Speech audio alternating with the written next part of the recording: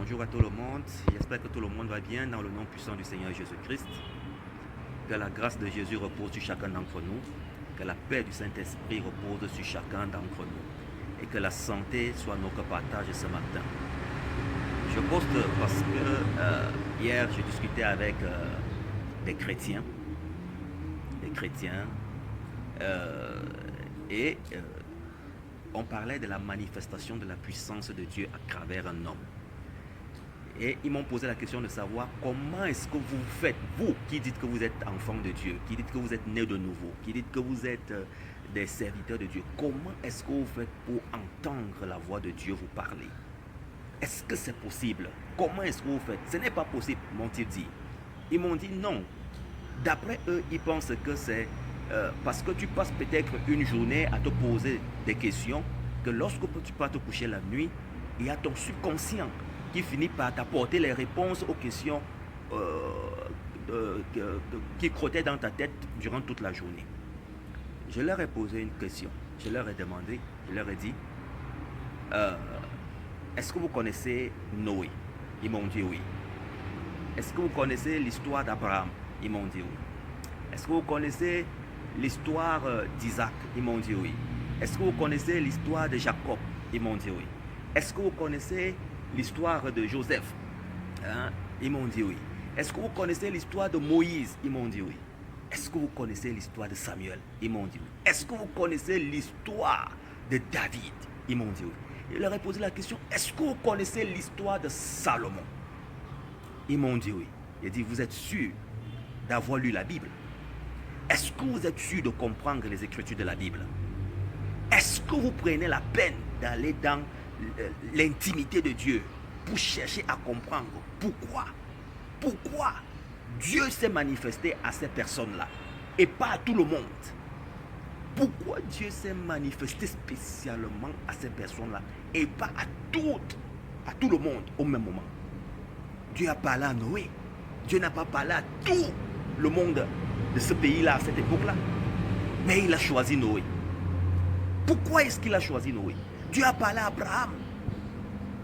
Pourquoi Dieu n'a pas parlé à tout le monde à cette époque-là? Pourquoi est-ce qu'il a choisi Abraham pour se manifester? Je leur ai posé la question. Pourquoi est-ce que Dieu a parlé à Joseph dans la vision? Pourquoi Dieu n'a pas donné la même vision à tout le monde ou n'a pas donné multiples visions à tous les autres? Pourquoi c'était Joseph? Pourquoi Dieu a parlé à Moïse sur le mont Horeb? Pourquoi Dieu a parlé à Moïse? Pourquoi Dieu a parlé à Moïse? Pourquoi il a choisi Moïse? Pourquoi il n'a pas parlé à quelqu'un d'autre? Pourquoi il a choisi Moïse pour lui parler? Pourquoi Dieu a choisi David? Pourquoi? Je leur ai dit pourquoi Dieu n'a... Je leur ai posé la question de savoir pourquoi Dieu ne parle pas à tout, n'a pas parlé à tout le monde de cette époque. Pourquoi? Je leur ai dit parce que l'Éternel, notre Dieu, le roi tout-puissant, à ce qu'il appelle ses choisis, ses élus. Ses élus. Si Dieu se met peut-être à parler à tout le monde, à se manifester à tout le monde de la même manière, tout le monde prendra ça comme quelque chose de naturel, de commun. Et peut-être tout le monde croira que ça vient de sa propre capacité, de ses propres forces spirituelles. Non. C'est pas pour rien que Dieu nous dit, je prends de la poussière pour amener à la royauté. Je prends de la poussière pour amener à la royauté. Dieu a ses choisis. Dieu a ses choisis avec qui il crée un lien, une alliance, un lien d'intimité, avec qui il partage une relation particulière. Et c'est cette personne-là que Dieu utilise généralement pour se manifester au monde et pour montrer que lui, il est l'Éternel des armées. Pour leur prouver qu'il est le Dieu souverain, le Dieu au-dessus de toute gloire, au-dessus de toute majesté, au-dessus de toute sagesse. C'est aussi la raison pour laquelle il dit dans sa parole que je fais grâce à qui je veux, comme je veux, quand je veux. Il est le Dieu suprême. Il fait de tous les hommes ce qu'il veut. Il peut prendre un enfant un enfant, un nouveau-né, il le oint pour devenir roi, président dans un pays. Ça peut prendre le temps que ça peut prendre, il sera président. Si Dieu l'a oint, il sera président. C'est comme ça. Ça ne se discute pas. C'est la souveraineté de Dieu. Ça ne se discute pas. Il fait comme il veut. Il a ses choisis. L'Éternel a ses choisis. L'Éternel a ses choisis. C'est choisi. C'est choisi. Et généralement, les choisis de Dieu, c'est pour montrer le chemin aux autres. Ce n'est pas pour se glorifier. C'est pour montrer le chemin aux autres. C'est pour montrer aux autres qu'il y a un Dieu en qui il faut mettre toute sa confiance, à qui il faut s'attacher. C'est pour montrer à la nation qu'il y a un homme qui doit être pris comme repère, comme le lien, comme l'intermédiaire entre le reste de la communauté et Dieu. Moïse, dans le désert, avec le peuple d'Israël, une fois Dieu avait choisi de parler à tout le peuple d'Israël a pris peur parce qu'ils ont vu la manifestation de la puissance de Dieu. Ils ont pris peur, ils se sont dit, si Dieu continue de nous parler, nous allons tous mourir. On préfère que toi, Moïse, tu continues de t'approcher de Dieu et tu nous rapporteras toujours ce qu'il aura dit, ce qu'il aura décidé. Et nous exécuterons parce qu'il est le roi tout-puissant. Parce qu'il est le roi tout-puissant. De là vient aussi une autre question. Si jamais Dieu venait à se manifester à tout le monde au même moment, de la même manière, est-ce que nous sommes sûrs de supporter la puissance, de supporter la présence de Dieu? Est-ce que nous sommes tous disposés à supporter la présence de Dieu? Je me souviens, il y a un homme de Dieu qui nous disait, lors d'un enseignement, il nous disait, nous les chrétiens, nous les enfants de Dieu, nous blaguons trop avec la puissance de l'Éternel. Nous nous amusons beaucoup avec la souveraineté, avec la puissance de l'Éternel. Il nous a dit ce jour-là, parce que si Dieu, nous étions à l'église, il nous a dit si Dieu lui-même apparaît maintenant dans cette église, il nous a dit si Dieu apparaît maintenant dans cette église, il dit aucun de nous ne peut supporter l'onction de Dieu. Il nous a dit aucun de nous, mes chers frères et sœurs, aucun de nous ne peut supporter l'onction de Dieu. Il nous a dit, je crois que je serai moi, votre pasteur, le premier à sortir d'ici en courant. Parce que l'onction de Dieu est terrible. L'onction de Dieu est terrible. L'onction de Dieu est terrible. L'onction, Dieu n'est pas un homme qu'il faut prendre à la légère. Il est Dieu au-dessus de toutes choses.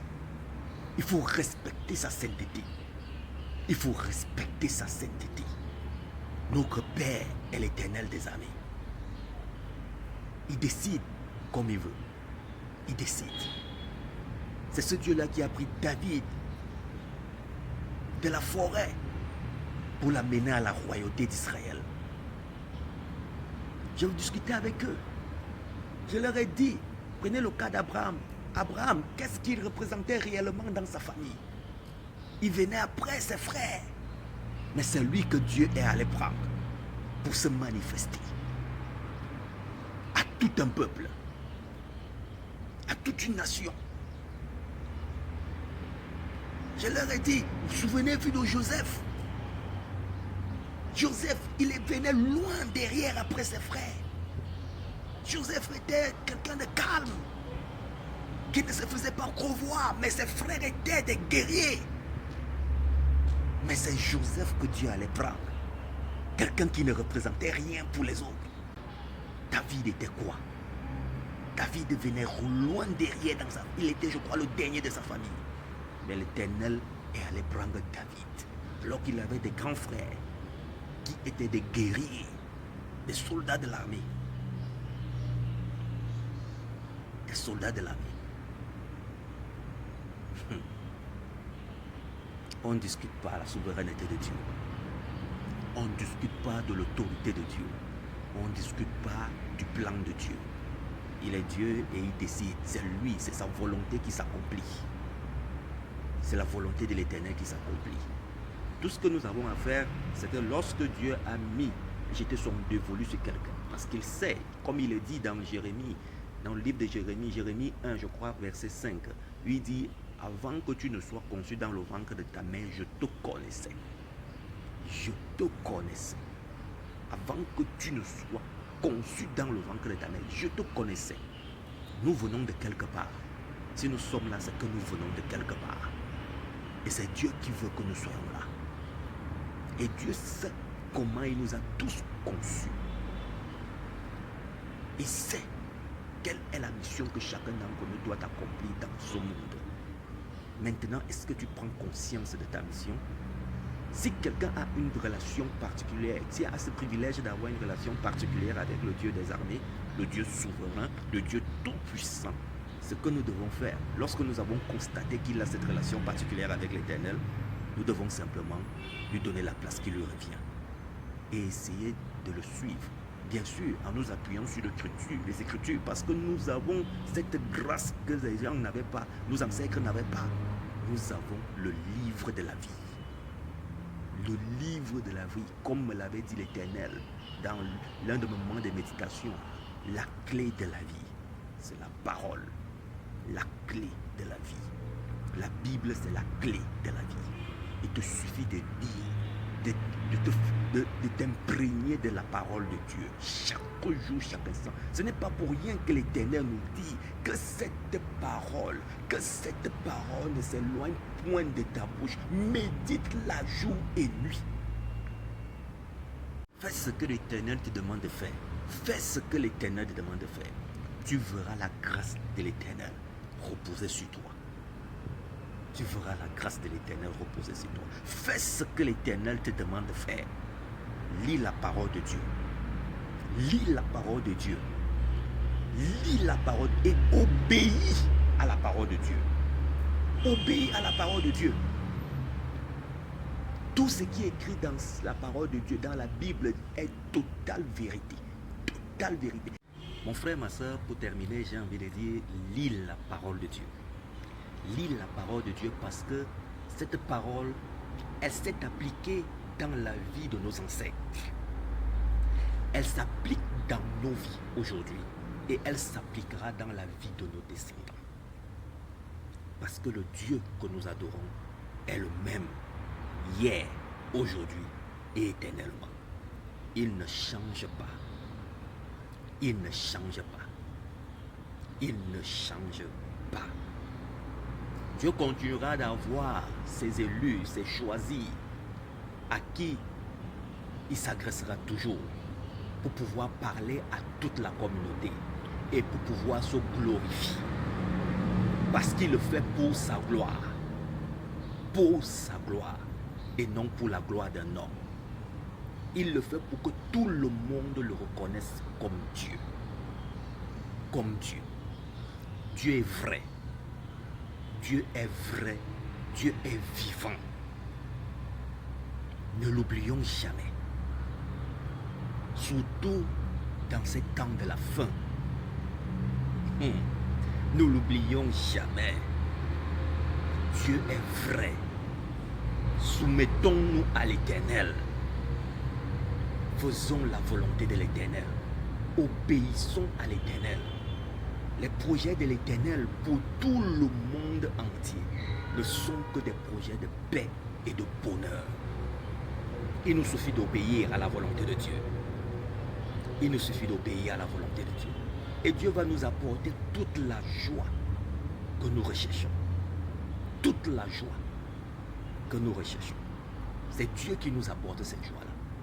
Il nous suffit de lui obéir. Il nous suffit d'obéir à sa parole. Il nous suffit d'obéir à ses serviteurs. Ses vrais serviteurs. Les vrais serviteurs de Dieu. Les vrais serviteurs de Dieu. Que Dieu continue de nous garder sous sa protection. Et que Dieu soit notre guide permanent. Que l'Éternel soit notre guide permanent. Que Dieu vous bénisse.